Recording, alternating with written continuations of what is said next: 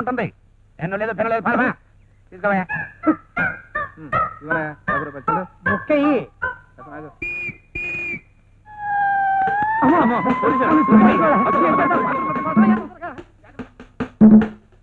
Father 10 not giving 20 taking.